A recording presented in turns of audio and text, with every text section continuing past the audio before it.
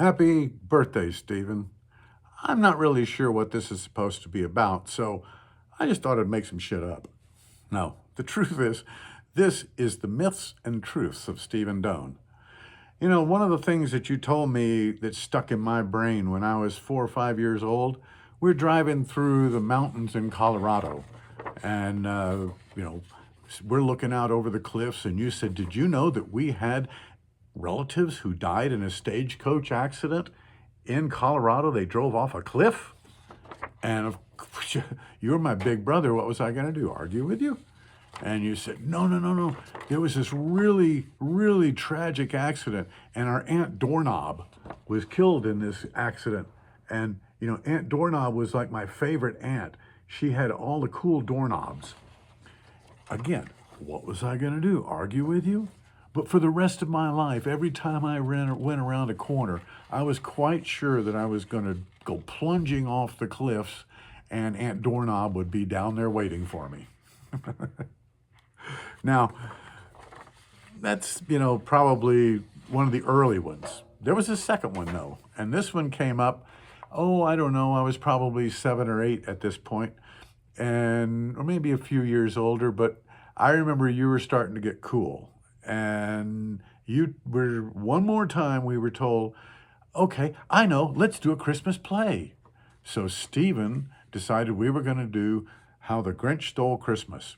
Of course, he cast himself in the leading role. Now, Stephen was the Grinch, and I got to be the damn dog with horns on my head made out of sticks. So, you know, one of the things that I've always remembered is that I hate doing Christmas plays.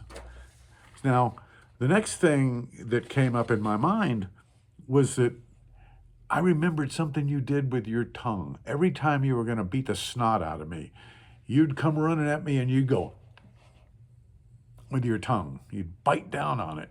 I was surprised you didn't bite it in half. So, but I just knew to run like hell.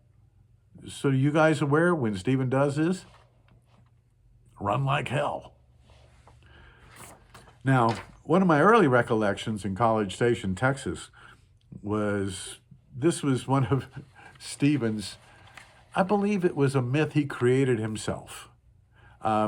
He came home with a set of handcuffs in a nice leather case and said he found them. I think mythologically he found them or maybe stole them out of the back seat of a College Station patrol car. But nonetheless, he brought them home and showed us how easily they worked. Now, Michael thought they were really cool. So he brought one of his friends home and said, let me show you how easy these are to put on and take off. They go right through and they come right back off. They're really cool. So Michael put them on his friend. Needless to say, he couldn't get them off. So our mother decided to take a hairpin and try to open those things up. Now, that shit only works in the movies. So she called the cops, had the cops come out and retrieve their handcuffs because they probably had a key. Well, as soon as Stephen found this out, Stephen was nowhere to be found. Once the police got there, they asked where we found him. We explained again, Stephen came home with him. He found him. And so the police looked at us a little crossways, but said, okay, well, we'll take a picture of your mother trying to undo these. And they published it in the newspaper. So I'm sure that at some point in time, Stephen, you'll be remembered for that one. Another thing I can remember about Stephen was that he was the coolest kid in school. I mean, Stephen and his band even smoked dried banana peels to see if they could get high on them. I mean, that's how cool Stephen was. However, my favorite memory of Stephen had to do with a dusty, old, gray Studebaker. Looked something like that.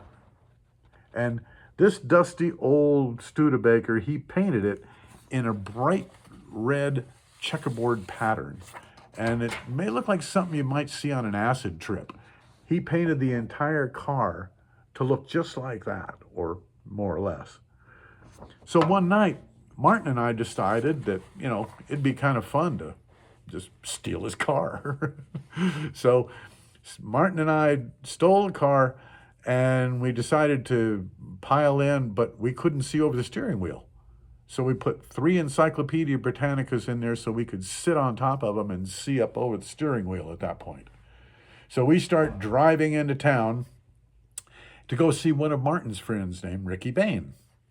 Now, Ricky Bain, we picked him up, but none of us had a driver's license. But he said, hey, I'll drive, so we let him do it. Next thing you know, we come to a 4-way stop sign right across the street, right across the stop sign, rather, in the intersection was a local policeman. Now, Ricky Bain was something of a local juvenile delinquent, so he was known to the local constabulary. So it didn't take long for them to turn around and say, uh-oh, I think we're going to make a U-turn. They followed us. Ricky noticed he was being followed and said, this would be a good time to escape.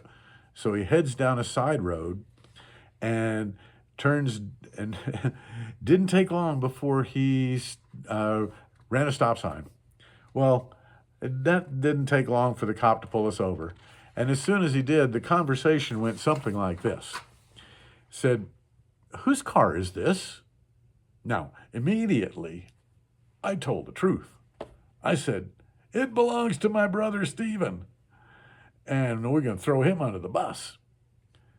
He asked where we lived and what we were doing, so we told him that too.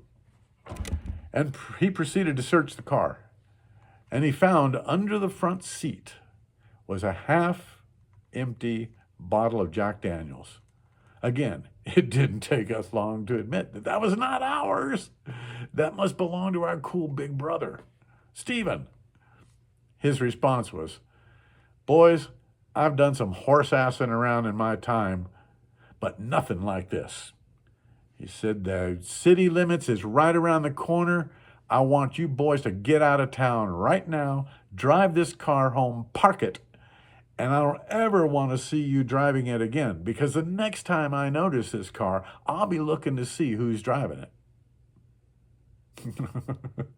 Last thing we decided to do was tell Stephen that from that point forward, he was a marked man every time he drove that car in College Station, Texas. Happy 75th birthday, Stephen, and drive safely, because somebody's watching you.